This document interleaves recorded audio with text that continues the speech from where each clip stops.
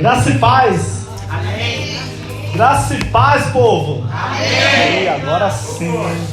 Irmãos, vou convidar todos que puderem. Abram a Bíblia de vocês no livro de Lucas. Lucas, capítulo 5, versículo 1. Diz assim: estando Jesus à beira do lago de Genezaré, grandes multidões se apertavam em volta dele para ouvir a palavra de Deus. Ele notou que junto à praia havia 2 barcos vazios, deixados por pescadores que lavavam suas redes. Entrou num dos barcos e pediu a Simão, seu dono, que o afastasse um pouco da praia. Então sentou-se no barco e dali ensinou as multidões. Até aqui, irmãos. Vamos orar? Senhor, mais uma vez eu te agradeço, Pai, por essa oportunidade de estar aqui na tua casa. Mais uma vez, Pai, para compartilhar da tua palavra, mais uma vez se alimentar na parte espiritual. Amém. Eu acredito que essa história de Lucas, no capítulo 5, ela é uma história muito conhecida, porque é a história da pesca milagrosa. É aquela história em que os pescadores tentaram pescar a noite inteira e não conseguiram, mas Jesus foi lá conversar com ele. Mas antes de chegar nessa parte, irmãos, eu quero contar um contexto, falar o contexto dessa história. Quando a gente começa a ler a Bíblia, a gente vai ver que Deus, ele sempre usava alguém para falar com o povo. Ele usava ele usou homens como Noé, Moisés, Josué. Ele usou os patriarcas como Abraão, Isaac e Jacó. Ele usou juízes como Gideão, Sansão, Débora. Ele usou reis como o rei Davi, o rei Salomão, o rei Josias. Ele usou profetas como Isaías, Jeremias, o profeta Samuel, entre todos, entre tantos outros. Mas quando a gente chega no final ali do Antigo Testamento, no livro de Malaquias, para chegar até o Novo Testamento, no livro de Mateus, vocês vão perceber que na Bíblia de vocês tem uma página em branco. E essa página em branco, estudiosos falam, irmãos, que foram 400 anos de silêncio de Deus com o povo. Imagina, irmãos, Deus usando o povo, usava homens, mulheres para falar com o povo, e o povo blasfemava, o povo pecava, o povo era ruim, com pessoas ali, com Deus usando. Imaginem sem Deus. Imagina, irmãos, o mundo de hoje que vivemos, que quando a gente começa a estudar um pouco a Bíblia, a gente vai ver que o nosso mundo atual é bem pior do que antes. Imagina o mundo de hoje que é pior do que Sodoma e Gomorra. Imagine esse mundo sem o Espírito Santo. Imagine esse mundo sem uma igreja, sem ninguém usado por Deus, como que seria? E é o que vai acontecer, porque lá mais na frente eles vão procurar uma igreja e não vão encontrar, e não vão encontrar. Eles vão procurar alguém, eles vão procurar uma Bíblia e não vão encontrar. Eles vão procurar alguém para falar de Deus para eles e não vão encontrar. Porque, irmãos, a igreja, se tudo ocorrer conforme a Bíblia, a igreja será arrebatada, e nós vamos juntos. Nós vamos estar preparados para isso. Vamos estar sempre orando e nos unidos para que nesse dia a gente não passe por esse momento. Então, esse silêncio que teve aqui, imaginem como que estava o mundo, com esses 400 anos que Deus não estava usando ninguém para falar com o povo. Mas aí, irmãos, surge um homem magrinho, com as vestes humildes, e na hora que ele chega, ele começa a falar que ele era a voz clamando no deserto. Ele era João Batista, irmãos. João Batista começou a falar de Deus, começou a fazer as profecias, porque ele era um profeta. E aí ele começa a batizar as pessoas. E nessa que ele estava batizando as pessoas, vem Jesus em direção a ele para ser batizado. E João Batista já sabia quem era Jesus, porque João Batista era primo de Jesus. João Batista conhecia Jesus, irmãos, quando João Batista, estava no ventre da mãe dele. A Bíblia fala que quando Maria Isabel, que era a mãe de João Batista, estava grávida dele de 6 meses, quando Maria, mãe de Jesus, apareceu, o filho que estava no ventre de Maria Isabel começou a saltar de alegria quando ouviu a voz de Maria. Então João Batista sabia que era Jesus desde o ventre. Então quando eles crescem, João Batista conhecia da palavra.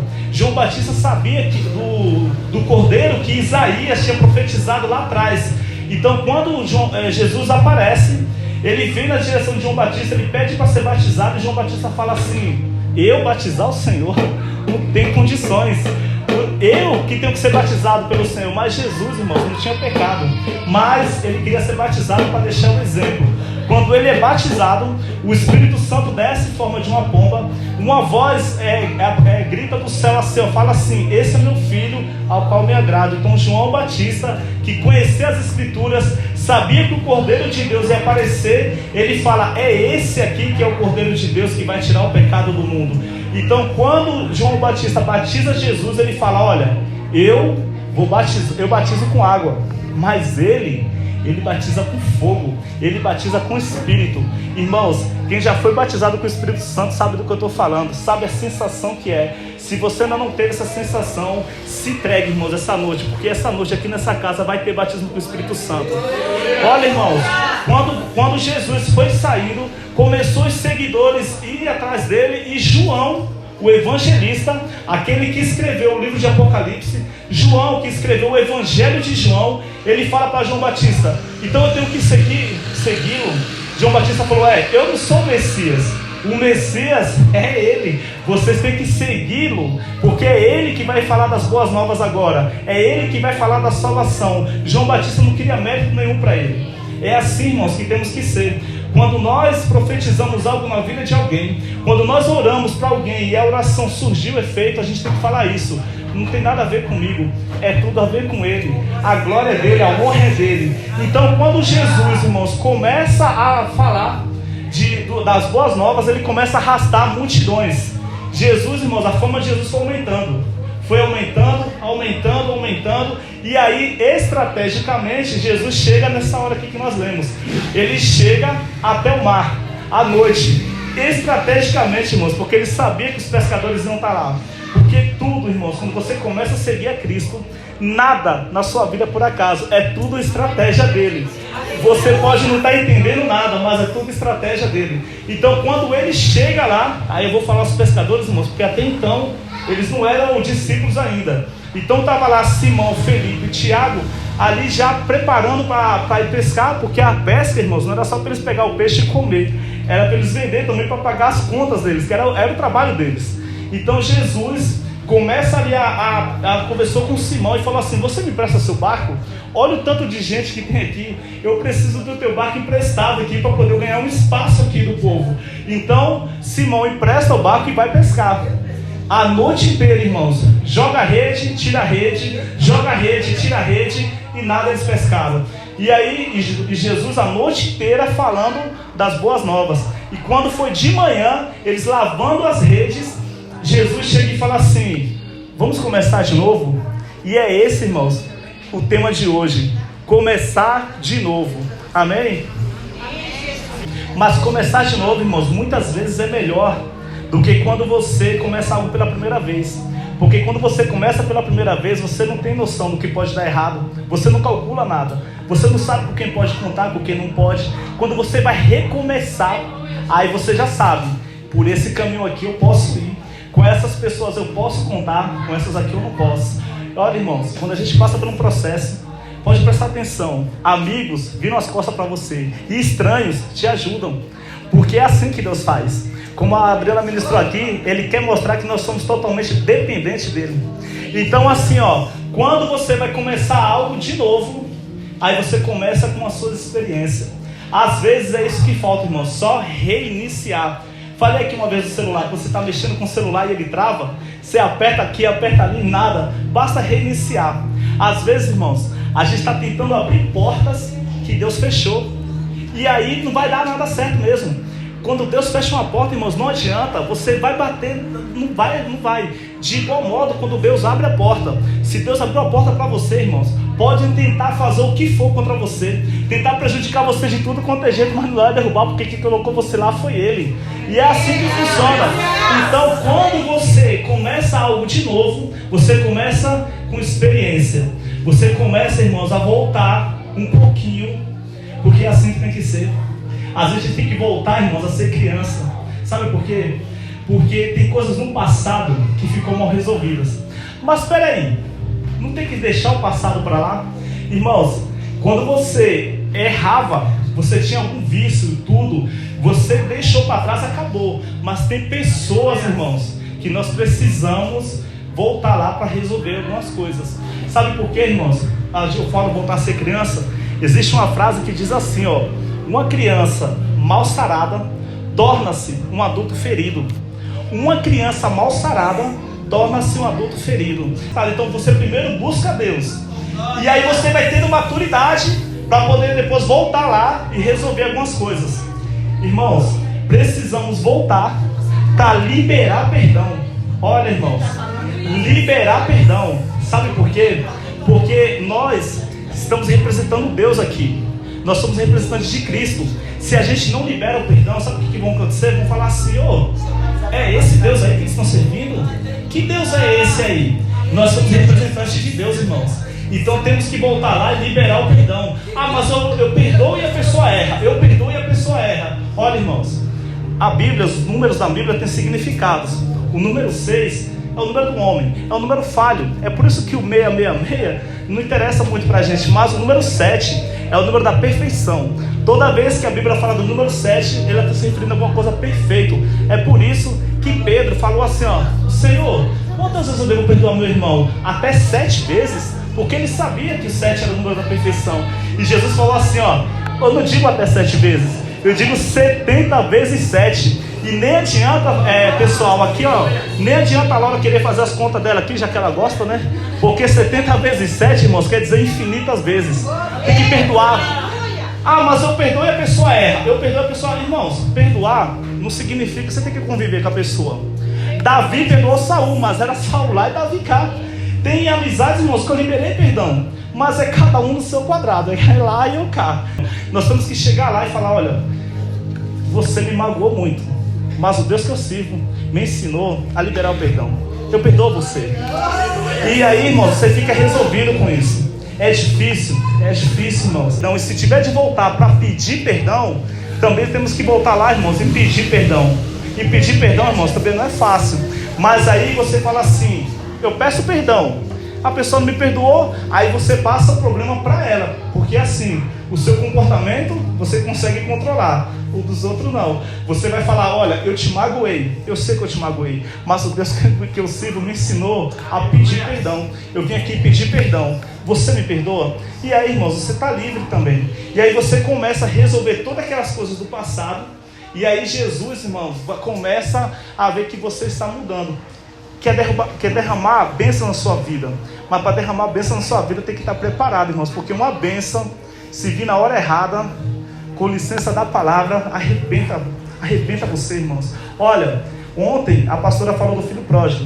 Pegou a herança antes da hora. Pegou a herança sem estar preparado. Acabou com tudo, porque não estava preparado. Então, sabe quando Jesus fala assim, ó: não dá para colocar vinho novo em odres velho. Olha, não dá para colocar vinho novo em odres velhos. Sabe odres, irmão? Aquele recipiente feito de couro de animal, que as pessoas colocavam água dentro, saíam no deserto, colocavam vinho para beber. Vinho novo em odres velhos, você vai arrebentar o odre e o vinho vai cair no chão. Ou seja, imagina, irmãos, o corpo da gente é o odre e o vinho é a bênção de Deus. Como que vai vir se a gente não está preparado? Arrebenta, a gente vai perder a bênção, irmãos. É por isso que tem que começar de novo. Começar de novo é começar, irmãos, resolvendo com a rede limpa. Agora a gente vai pescar com as redes lavadas, as redes limpas. E quando você está numa fase complicada da vida, você começa a orar mais, a buscar mais a Deus. Mas quando você está bem, quando tudo começa a dar certo, aí aquela oração já não sai mais igual antes. Aí na hora de ir para a igreja já bate um cansaço. Na hora da vigília já não quer, reunião de homens e de mulheres, nem pensar. Irmãos, vocês lembram de Jacó? A história de Jacó? Uma história que é muito conhecida, e eu vou falar um pouco resumido aqui. Vocês lembram que Isaac, esposo de Rebeca, a Rebeca não podia engravidar. E aí, quando ela engravidou de gêmeos, Esaú e Jacó. Irmãos, as pessoas falam que Jacó significa enganador, e não é bem assim.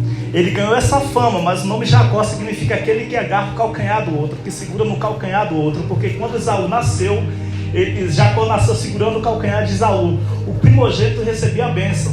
Então a bênção era para ser de Esaú. E aí Isaac ficou velho, ficou sem enxergar, e na hora que ele foi dar a bênção, ele falou: quem está aí? Jacó se passou por Esaú. Jacó falou assim: olha, sou eu, seu filho, Esaú. E ele foi e abençoou. Ele roubou a bênção do irmão. Quando o irmão ficou sabendo, o irmão começou a persegui-lo, ele fugiu sem nada, irmãos. Irmãos, para a gente entender melhor, eu vou falar quando Jacó chegou no deserto com a linguagem de hoje, porque eu acredito que todo mundo já passou por esse momento de querer comprar um pão e não ter um dinheiro, de querer comprar um leite para o filho e não ter como comprar. Jacó estava nessa situação, irmãos. Jacó, ele chegou no deserto sem nada, e ali ele começou a se humilhar para Deus.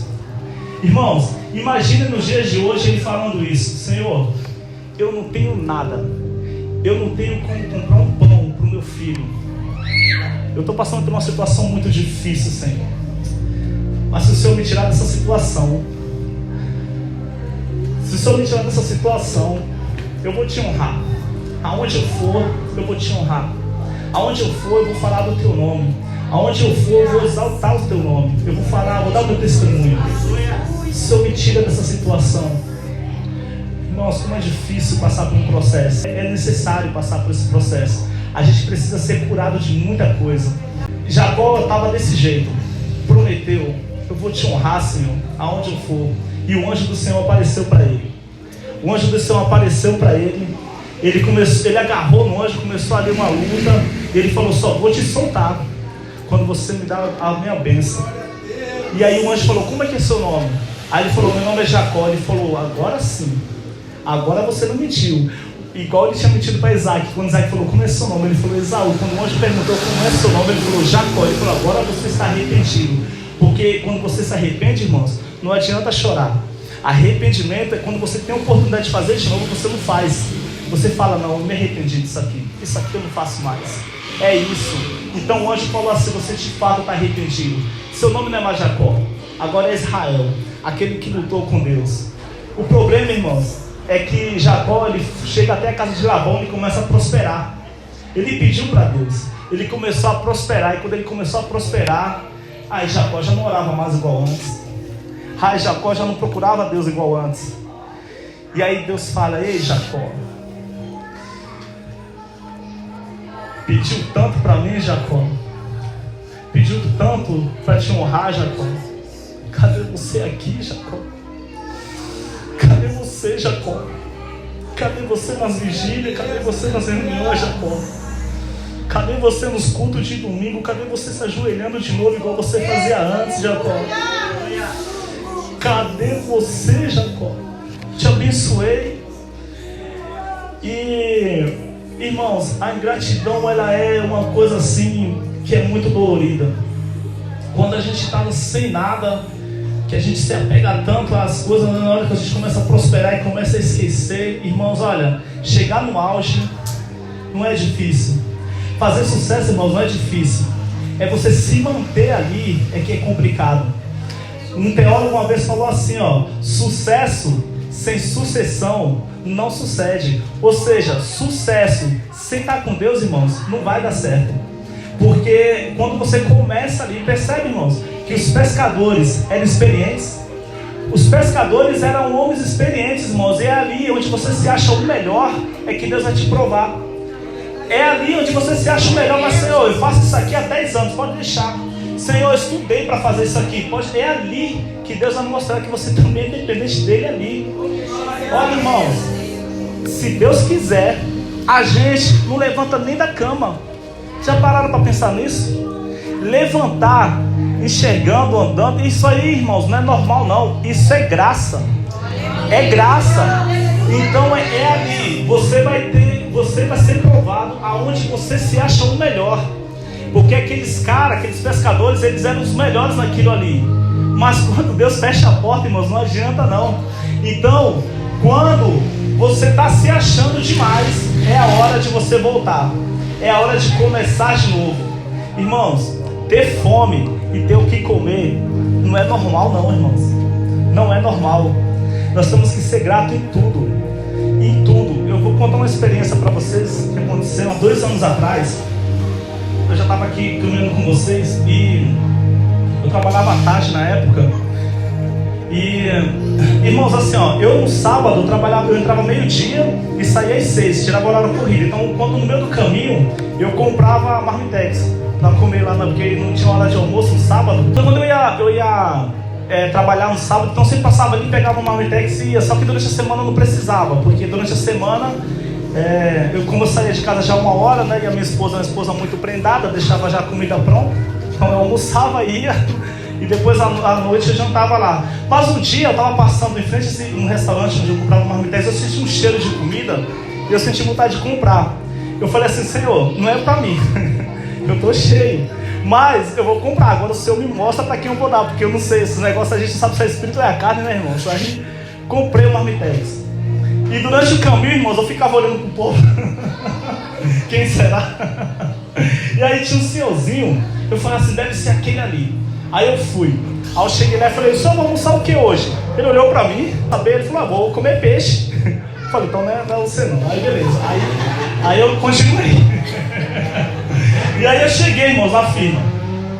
Eu falei: meu Deus do céu, pra quem que é? E aí, aquele meu colega que já veio aqui, que mora ali no Adriano, a gente fez uma visita pra ele esses dias. Ele ia sair de manhã. Aí eu falei pra ele: vem cá, eu comprei esse marmitex aqui.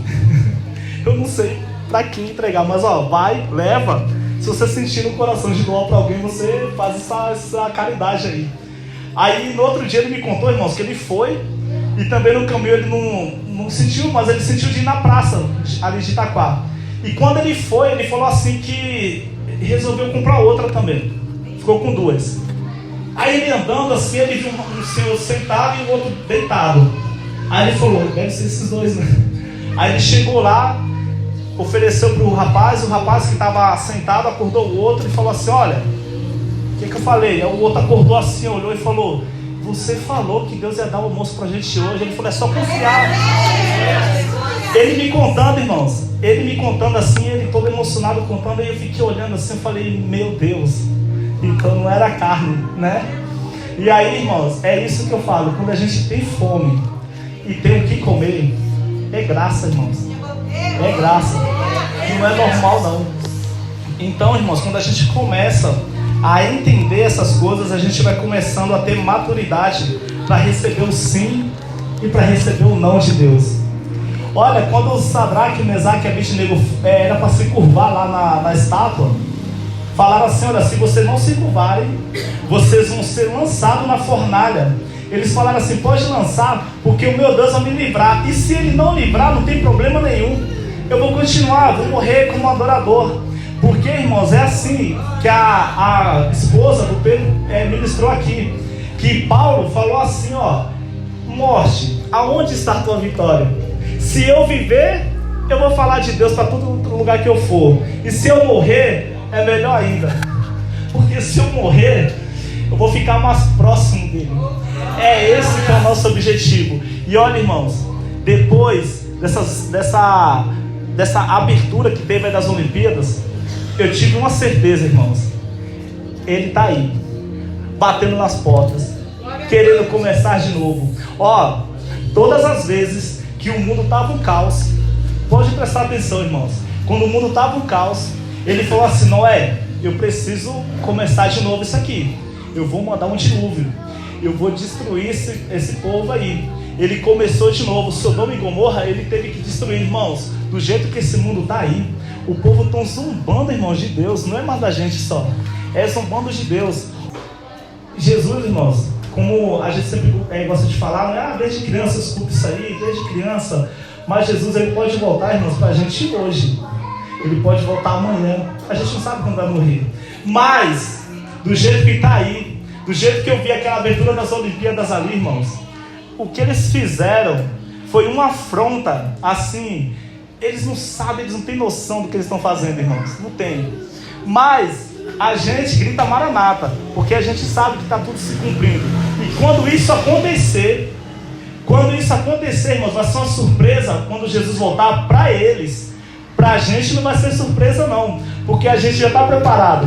O dilúvio não foi surpresa para Noé. Ele não sabia o dia nem a hora, mas não foi surpresa para ele. Quando ele voltar, irmãos, a gente não sabe o dia nem a hora, mas não vai ser surpresa para a gente, que a gente está esperando. A gente está esperando ele chegar. E olha, irmãos, Eu vou já finalizar e vou falar assim, irmãos, que aquele louvor, além do rio, ele tem uma promessa naquele louvor. Ele fala que tristeza e dor nunca mais. Sabe, aquela mãe que morreu, aquele pai que morreu, aquele filho, aquele bebê que nem nasceu, essa dor, irmão, a gente não vai sentir mais. A gente vai viver um novo céu e uma nova terra. E a gente está aqui, irmãos, preparados. Maranata, Maranata. E se for preciso começar de novo, irmãos, que começamos mais experientes. Começamos de novo, irmãos. Agora, resolvendo todo o passado que ficou mal resolvido. Com maturidade, irmãos. Com maturidade. E sempre engrandecendo o nome de Deus. Falando assim, olha, eu estou aqui para liberar perdão, ou para pedir perdão, porque foi Ele que pediu para ouvir. Eu quero agradecer mais uma vez aqui a oportunidade. Que Deus abençoe vocês.